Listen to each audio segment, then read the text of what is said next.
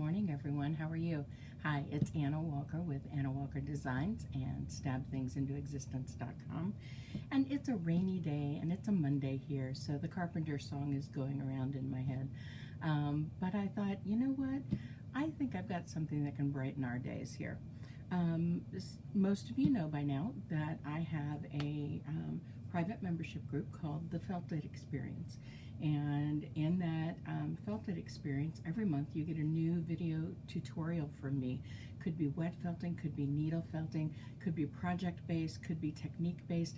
But I've been working on July's video. Yeah, I know it's a little late in the month to be getting it done, but preparing for virtual classes later this week and so forth has meant that my filming has been this weekend.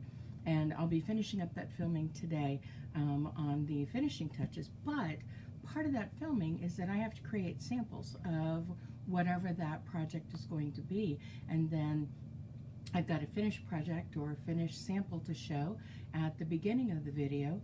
And then my Felt It Experience members get to go through the steps of me creating during the process of making yet another one. So I have lots of samples around the house. And today, when I was looking at what I used for a needle carrier, I've just been using a piece of craft felt, folded in half, and then tri-fold it to hold all of my needles, all of my hand needles. And I realized there's something better that I can do with that.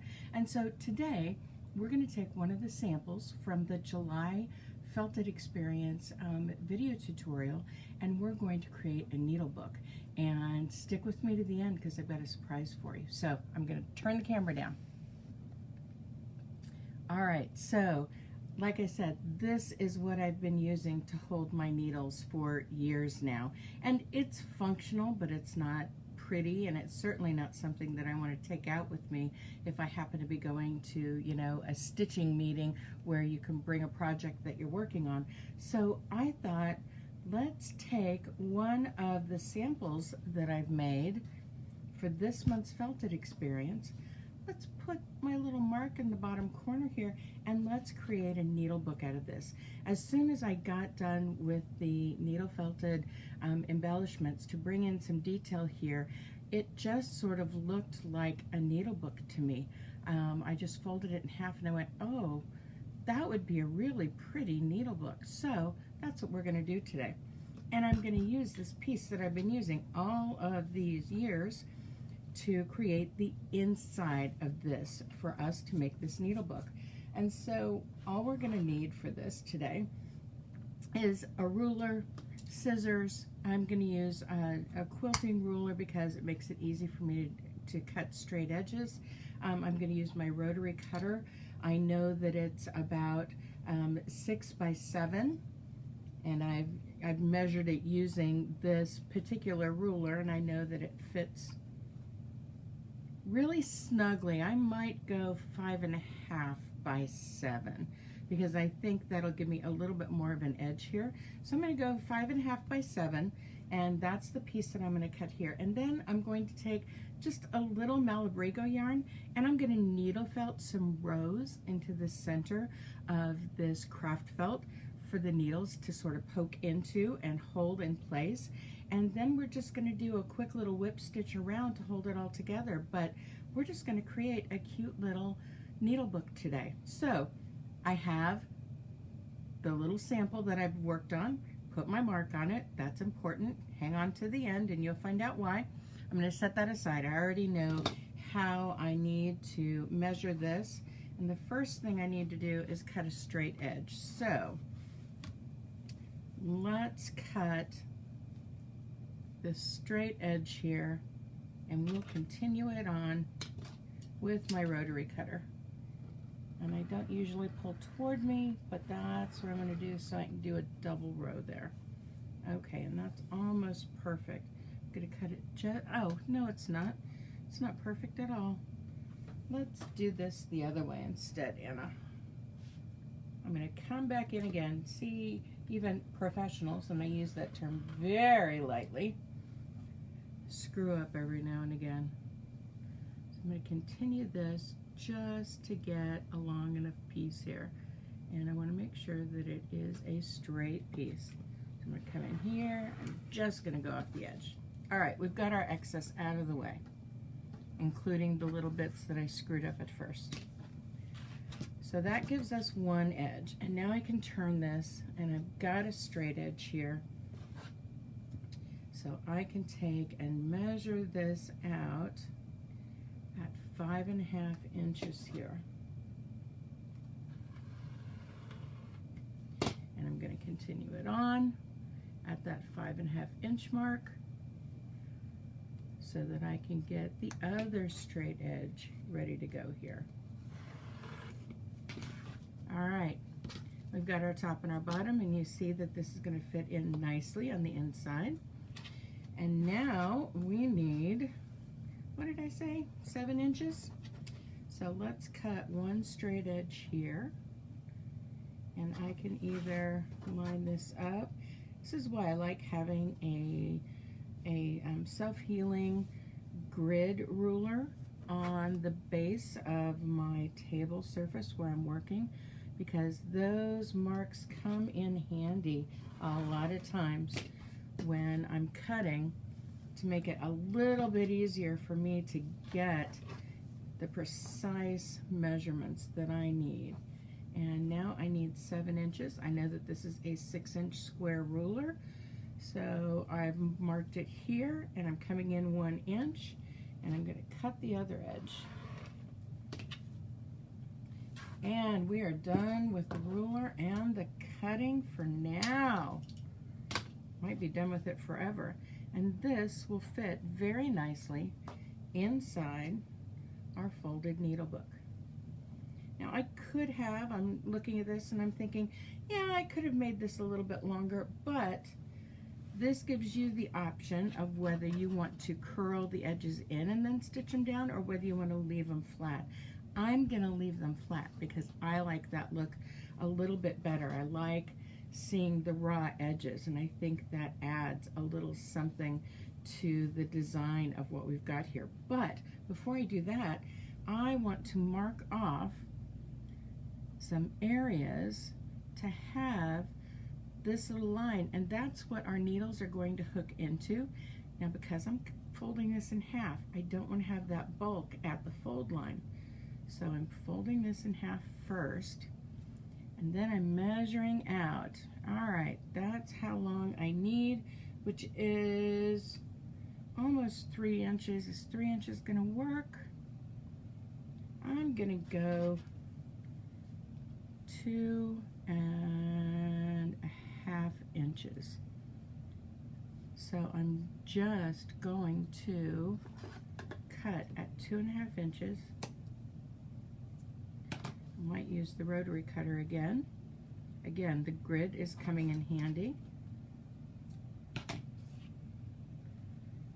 And I'm going to cut 3 for each side, 2.5 inches long. All right, so there's one side of the needle book. I'm going to cut 3 more for the other side. And then we'll needle felt those on, and we'll complete the construction of our needle book here. I chose the Malabrigo just to give a little bit of color interest to the inside, but you could use any bulky yarn. You could use the strips that you cut off, fold it over, or even fold it in thirds and stitch those down to be used as the holder for your needles. You could create a slightly deeper piece for the inset and then fold some pleats in it to hold your needles. You could do this a number of different ways, but I chose to do it this way.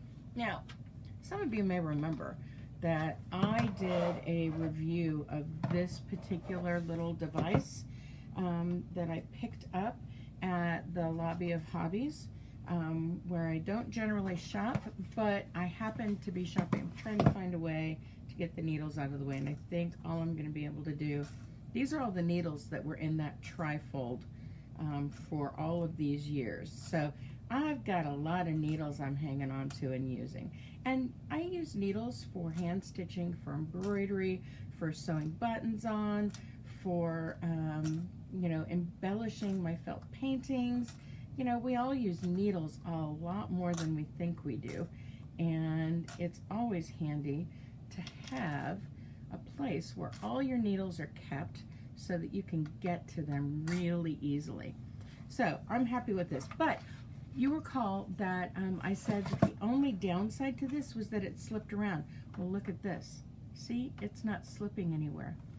I did what I said I was going to do, and I'm not going to turn it completely over, but I put glue at the corners, hot glue, and I added it on a couple of the ribs underneath, and now I have a mat that doesn't move around when I'm using it, which is really cool. So it worked the way I wanted it to work. All right, so I've got a needle felting needle or 2 or 3 up here, and I've got my pieces of Malabrigo somewhere right here. And what I'm going to do is just lay these out in 3 spots on each side, and I think I'm going to stagger on one side because some of our needles are long and some of our needles are short, right? So I'm just setting out a pattern that works for me, and I'm going to hold these in place while I am needle felting them down. I'm just going to use a couple of straight pins in each line.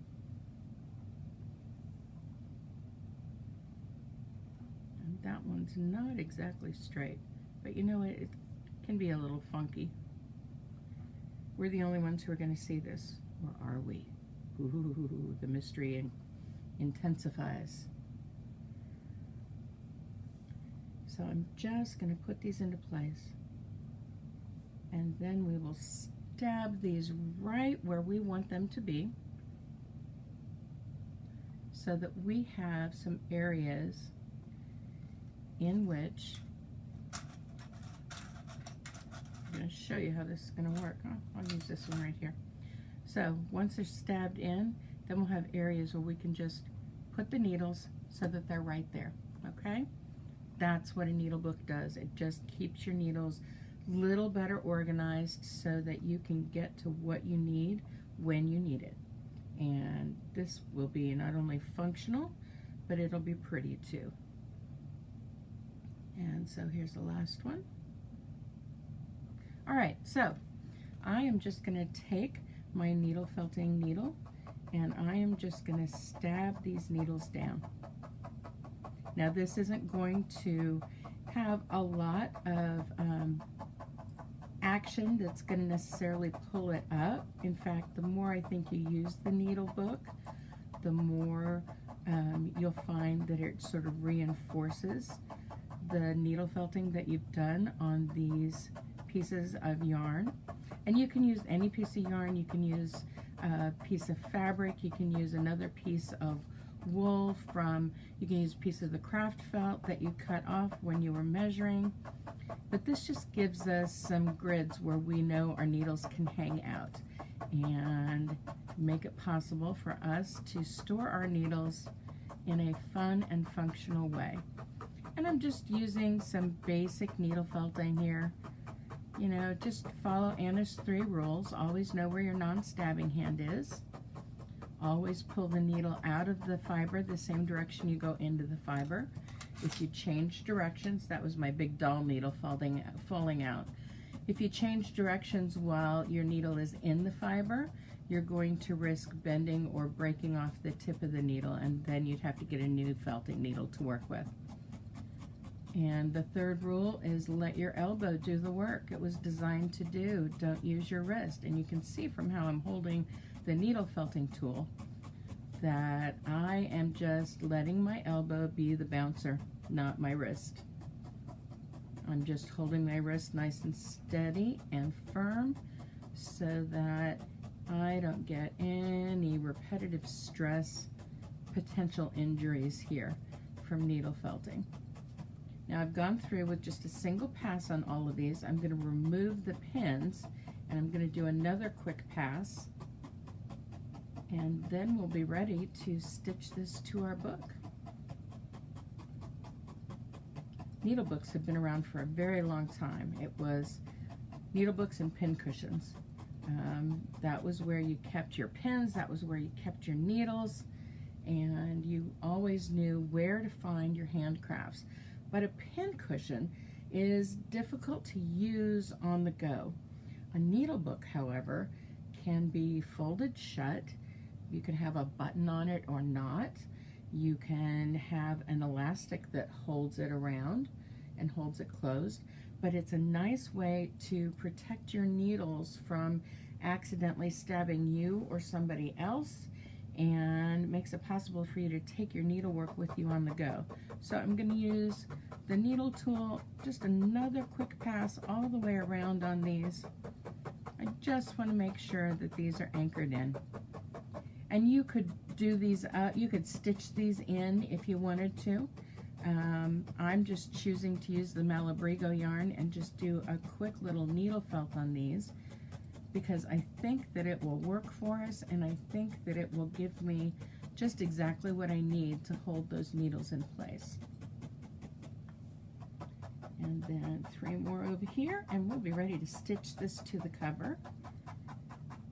And we can see our needle book in its completion, and then I'll tell you about the surprise.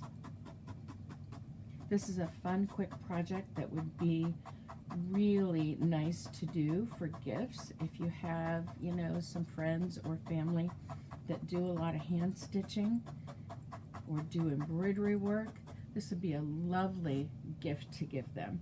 But we've got our little ridges to hold our needles now, and so we can take this and figure out where the center is going to be. And I'm going to pin this in place.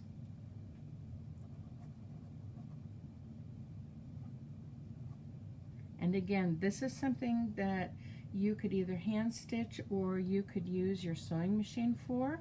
I'm just going to do a quick little hand stitch. And I'm hopefully not going to be so deep that I mess up the design, but I just want to put some stitches in here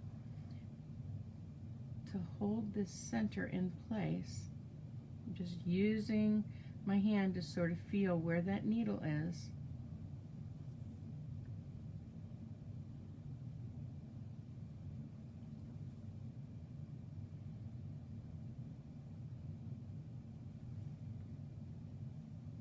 We're not going all the way through, which is lovely. Just doing a quick little knot here. It's not as if this is going to get a lot of stress on it, so I don't have to worry too much. But I will come through afterward, and I will touch up each of these spots with a little bit of nail polish so that it will sort of freeze that knot and that stitch into place. And I'm just going to flip this over since I'm right-handed. I'm going to look right about the middle, and I'm just going to take and sort of feel where that needle is with my left hand and just pull this up and make another couple of stitches here.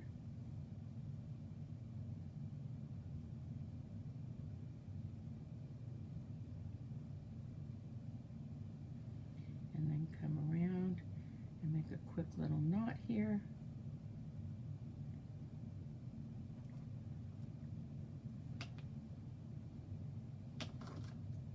Trim that off. Put this needle over here. Take the pins out.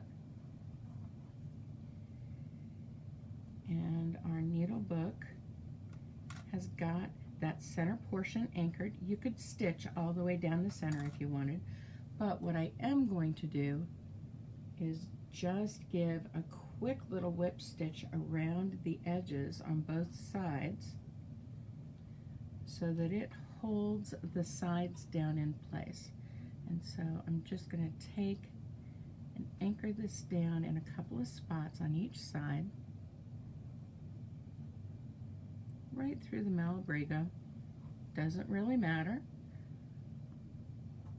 This is just a way to make sure that when we open the needle book that these pages, as it were, are anchored to the cover.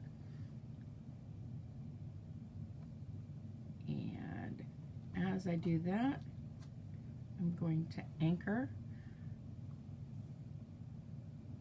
the knot down here on the bottom, and I'm just going to do a quick little whip stitch if I can keep my yarn from knotting up too soon. Whew. Flipping needles here. So again, I'm just doing a little whip stitch, and I'm just picking up just the tiniest bit of the backing of the felt painting sample so that I can connect our pages of our needle book to the cover so that when I open it, it will have the pages open right up to where the needles are. And because I'm doing such shallow stitches, again, we're not going to put a lot of stress on these stitches. They are going to stay pretty much right here where we need them to be. And there's not going to be a lot of heaviness. I mean, even if you pack this with needles, you're still not going to put a lot of stress on this page. So this very, very basic gentle whip stitch is going to do just fine for us. And you can see I'm just picking up the smallest amount of that cover just to give us a little bit of a catch there. It's a little deeper in the craft felt, but that's just to make sure that we've got that nice connection there. And you could use, this is the thread that I happened to grab this morning. Believe it or not, this is a last minute idea for today's video. Sometimes I have got things planned out, other times not so much. Today was a not so much, but I think I'm happy with what I've decided to do here, and I hope you're enjoying this as well.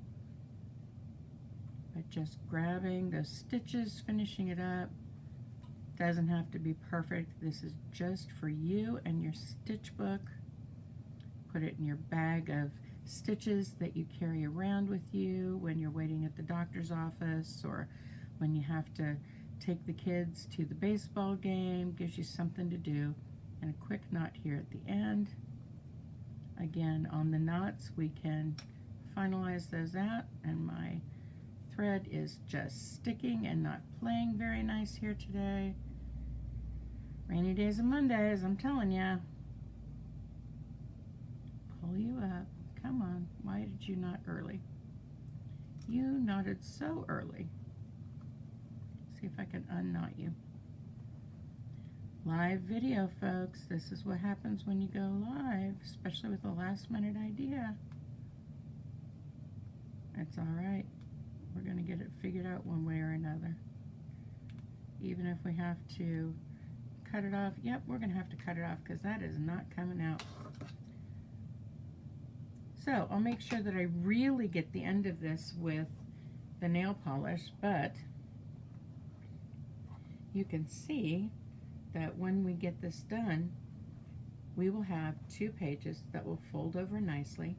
Like I said, you could add a button here on the end to hold it closed, but you've got, I'll finish the stitching after we get done here, and you've got a place where you can put your needles and you can anchor them in right behind the Malabrigo,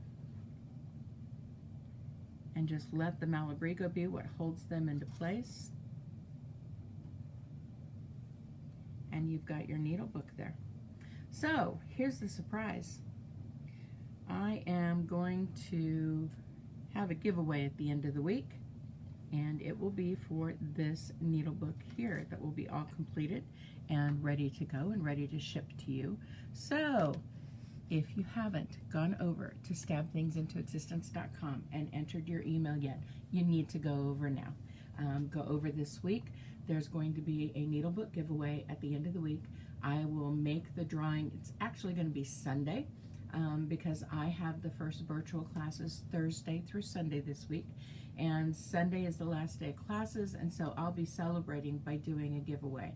So head on over to stabthingsintoexistence.com, leave your email address, and all email subscribers to my weekly blog posts and other information that comes out about the Felted experience opening up again this fall, Everyone's going to have a chance to win the needle book, and then this will be coming home to you on Monday.